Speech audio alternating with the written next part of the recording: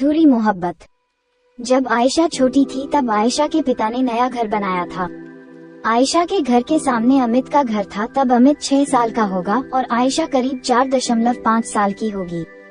आयशा और अमित साथ खेलते थे और एक ही स्कूल में जाते थे। दोनों बचपन से साथ बड़े हुए और अच्छे दोस्त बन गए थे। आयशा के पिता हमेशा आयशा से अमित के साथ रहने को कहते थे क्योंकि आयशा और अमित के परिवार के पड़ोसी होने के कारण अच्छे संबंध थे। धीरे धीरे दोनों साथ बड़े हो रहे थे। कब अमित को आयशा से प्यार हो गया उसे पता ही नहीं चला। जब अमित 10वीं में था तब आयशा का एक नया दोस्त बन गया था। आयशा ने अमित को बताया तो अमित को जलन हुई और अमित ने उससे दोस्ती करने को मना किया। और फिर अमित ने आयशा का एक भी लड़का दोस्त नहीं बनने दिया। कुछ साल बाद अमित के 12 बी के एग्जाम आ गए थे और आयशा के 11 बी थे। अमित को अब ये डर था कि 12th के बाद आयशा से अलग हो जाएगा, इसलिए जब अमित अपना पहला पेपर देने गया तो उसने कॉपी में अपना नाम और रोल नंबर डालकर कॉपी खाली छोड़ दी। ऐसा ही उसने हर पेपर में किया और अमित फेल हो गया। अमित के फेल होने से अमित बहुत खुश था, लेकिन जब उसके पिता ने उसका रिजल्ट देखा तो सभी सब्जेक्ट्स में 0 नंबर थे। ये देखकर अमित के पिता ने अमित को पिटाई लगाई, लेकिन इससे अमित को कोई फर्क नहीं पड़ा। वो खुश था ये सोचकर कि अब वो आयशा के साथ ही पढ़ेगा। एक दिन आयशा ने अमित से पूछा, तू फेल कैसे हो गया, पढ़ाई तो की थी तूने? अमित, पता नहीं। आयशा हंसने लगी और कहने लगी, सभी सब्जेक्ट्स में 0 नंबर किसके आते? अमित आयशा को खुश देखकर खुद भी हंसने लगा। अमित ने अभी तक आयशा को नहीं बताया था कि वह उससे प्यार करता है। अमित को लगता था कि आयशा उसके इतने क्लोज है, इसलिए वह भी उससे प्यार करती है। 2 महीने बाद स्कूल स्टार्ट हुए। अमित और आयशा स्कूल जाने के लिए निकले। तभी अमित के पिता गुस्से में बोले, अच्छा लग रहा दोबारा उसी क्लास में आकर। आयशा ने अमित के पिता से कहा, अरे अंकल जी, अब आप उसे सुबह से डांट क्यों रहे हो? अमित के मम्मी पापा आयशा को अपनी बेटी जैसा मानते थे और उससे बेहद प्यार करते थे। अमित की माँ तो आयशा की माँ से कहती भी रहती थी, आयशा हमारी ही बहू बनेगी। अमित और आयशा स्कूल पहुँचे। अमित को सभी चिढ़ा रहे थे और हंस रहे थे, लेकिन उससे अमित को कोई फर्क ही नहीं पड़ रहा था। उसे तो इस बात की खुशी थी कि अब वो आयशा के साथ बैठा है। और उसके बाद पूरे साल अमित ने आयशा की दोस्ती एक भी लड़के से नहीं होने दी। कोई लड़का उससे बात भी करता तो अमित को गुस्सा आ जाता था। कई बार तो इस चक्कर में अमित की लड़ाई भी हुई। एक साल में अमित के कई झगड़े तो हुए ही और कई बार टीचर से और अपने पेरेंट्स से पिटाई भी हुई। इतनी कंप्लेन हुई अमित की। और फिर एक साल निकला और आयशा अमित दोनों 12 बी अच्छे नंबरों से पास हो गए। अब आयशा ने अमित से पूछा, क्या करना तुझे अब आगे? अमित, जो तू करेगी साथ मैं भी कर लूँगा। आयशा, मुझे बीएससी करना। अमित, ठीक बीएससी कर लेंगे। और फिर दोनों ने एक ही कॉलेज में एडमिशन ले लिया। अमित और आयशा कॉलेज जाने लगे। कुछ दिन बीते और वहाँ पर नए दोस्त मिले, मगर अमित को किसी दोस्त की जरूरत नहीं थी। वो आयशा के साथ खुश था, लेकिन आयशा ने नए दोस्त बनाए जिससे अमित को प्रॉब्लम हुई। क्लास में एक लड़का था राज, बहुत ही हैंडसम और स्मार्ट दिखता था। आयशा को राज पसंद आ गया था और आयशा उसे अपना बॉयफ्रेंड बनाने की सोचने लगी थी, लेकिन इस बात का पता आयशा ने अमित को नहीं चलने दिया। कुछ दिनों बाद आयशा ने राज को प्रपोज कर दिया और राज ने भी आयशा का प्रपोजल एक्सेप्ट कर लिया, लेकिन अमित को इसकी भनक तक नहीं थी। मगर कुछ दिनों बाद पूरी क्लास को पता चल गया था कि आयशा राज की गर्लफ्रेंड है। एक दिन राज क्लास में ही बैठा था और 2 लड़के आपस में बात कर रहे थे और दोनों बात करते करते कहने लगे कि राज की गर्लफ्रेंड आयशा है। अमित ने सुन लिया और उन दोनों से कहा, क्या बोला तुम दोनों ने अभी? दोनों लड़कों ने जवाब दिया और कहा, आयशा तेरी बेस्ट फ्रेंड राज की गर्लफ्रेंड है, पूरी क्लास को पता है, तुझे नहीं पता क्या? अमित को गुस्सा आ गया और दोनों लड़कों से लड़ने लगा। इतने में आयशा आई और अमित को झगड़ते देख अमित से कहने लगी, क्या हो गया, क्यों लड़ रहे? दोनों लड़के कहते हैं, पूछ ले अपनी फ्रेंड से खुद ही। अमित गुस्से में आयशा से पूछता है, राज और तुम्हारे बीच क्या है? आयशा, सॉरी मैंने तुमसे छिपाया। इतना सुनकर ही अमित समझ जाता है और आयशा को गुस्से में देखकर क्लास से चला गया। अमित का दिमाग खराब हो गया था और वो सीधा राज के पास गया और उससे आयशा से दूर रहने को बोला, लेकिन राज ने भी कह दिया, गर्लफ्रेंड है मेरी, मैं क्यों दूर रहूं उससे। अमित राज से भी लड़ने लगा और राज को थप्पड़ मार दिया। राज ने भी सामने से मारा और बहुत बढ़ गई।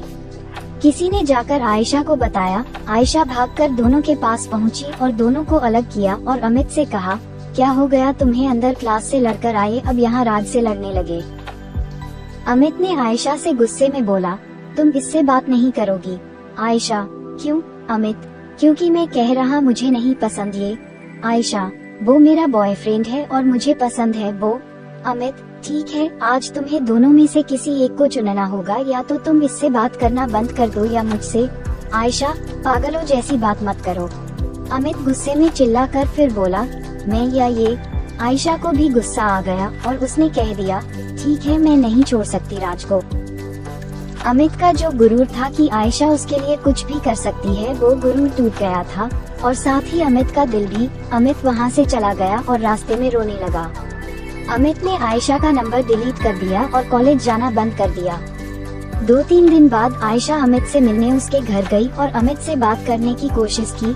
अमित को सॉरी बोला, लेकिन अमित ने आयशा से ज्यादा बात नहीं की।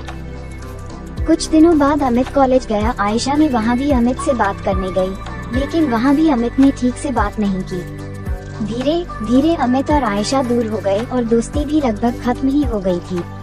आयशा भी राज के साथ खुश थी, इसलिए अमित आयशा को खुश देखकर आयशा से दूर ही रहा। अमित समझ गया था कि किसी का प्यार जबरदस्ती नहीं पा सकते। करीब 1 साल बाद आयशा अमित के पास आए रोते रोते। अमित छत पर था। आयशा छत पर जाकर उसके सामने जोर से रोने लगी और अमित को गले लगा लिया। अमित ने आयशा से पूछा, क्या हो गया? आयशा, आज मैंने राज को एक लड़की के साथ रंगे हाथों पकड़ लिया, वो मुझे धोखा दे रहा है। अमित, रो मत, कल बात करूँगा मैं उससे। आयशा, नहीं, रहने दो, मुझे नहीं करनी उससे कोई बात। एक बार फिर अमित और आयशा की दोस्ती पहले जैसी होने लगी थी और आयशा राज से दूर रहने लगी थी। अमित को फिर लगने लगा था कि अब आयशा उसे मिल जाएगी, इसलिए अमित देर न करते हुए आयशा को प्रपोज करने का सोचा और उसे एक लव लेटर लिखा और आयशा को देने पहुंचा। लेकिन अमित अपना लेटर आयशा को दे उससे पहले आयशा अमित से खुश होकर कहने लगी, राज आया था और उसने माफी मांगी, रो रहा था वो और शादी करने को कहा। अमित ये सुनकर आयशा से कहने लगा, तुम खुश हो ना अब? आयशा, हाँ, बहुत खुश हूँ। अमित आयशा को झूठी हंसी दिखाकर वहाँ से चला गया और घर जाकर रोने लगा। करीब 1 महीने बाद आयशा की सगाई होती है, लेकिन अमित उस दिन घर से चला जाता है और ट्रेन की पटरी किनारे बैठकर रोता रहता है और अपने दिल को समझने की कोशिश करता है कि उसकी किस्मत में आयशा नहीं है। एक बार फिर अमित की मोहब्बत अधूरी मोहब्बत बनकर रह जाती है। यहाँ आयशा अमित को देख रही, लेकिन अमित कहीं दिखाई नहीं दिया, तो आयशा अमित के रूम में गई, लेकिन अमित रूम में भी नहीं था। मगर आयशा को अमित की टेबल पर वो लेटर मिल गया जिसमें लिखा था, मैं तुम्हें बचपन से ही चाहता हूँ, कोई तुमसे बात करे या दोस्ती करे मुझे अच्छा नहीं लगता। मैं तुमसे बहुत प्यार करता हूँ, तुमसे दूर नहीं रह सकता। और पता है तुम्हें 12th में भी तुम्हारे साथ पढ़ने के लिए पेपरों में कुछ नहीं लिखा था मैंने। आई लव यू आयशा, मुझसे शादी करोगी? लेटर पढ़ते ही आयशा के होश उड़ जाते हैं और अब आयशा की समझ आता है कि क्यों अमित उसे किसी से बात नहीं करने देता था और सबसे लड़ता रहता था। आयशा को कुछ समझ नहीं आ रहा था कि वो क्या करे।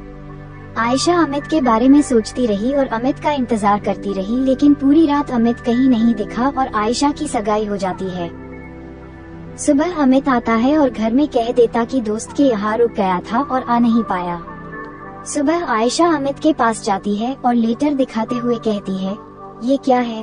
अमित, कुछ नहीं, और लेटर लेकर फाड़ देता है और कहता है, ये सब पुरानी बातें हैं और सॉरी, मैं तुम्हारी सगाई में नहीं आ पाया। आयशा को पता था अमित खुश नहीं है, मगर आयशा ने भी कभी अमित को उस नजर से नहीं देखा। उसने उसे हमेशा अपना दोस्त ही समझा था, लेकिन अमित आयशा के सामने अपने आप को खुश दिखाता ताकि आयशा को बुरा ना लगे। कुछ दिनों बाद आयशा की शादी होती है। शादी में अमित ने पूरा काम करता है और अपने आप को खुश दिखाता रहा और अंदर ही अंदर रोता रहा। अमित ने सोच लिया था कि जरूरी तो नहीं जिसे हम प्यार करें वो भी हमें ही प्यार करे, उसे भी हक है अपने पसंद के इंसान को चुनना। इसलिए अमित खुश था और मोहब्बत को अधूरी मोहब्बत बनते देखता रहा। तो दोस्तों, ये थी अमित की अधूरी मोहब्बत की कहानी। आप सबको ये कहानी कैसी लगी हमें कमेंट में जरूर बताएं और आप अपनी राय भी कमेंट में बता सकते हैं। आपको किस तरह की कहानियाँ पढ़ना पसंद है। धन्यवाद।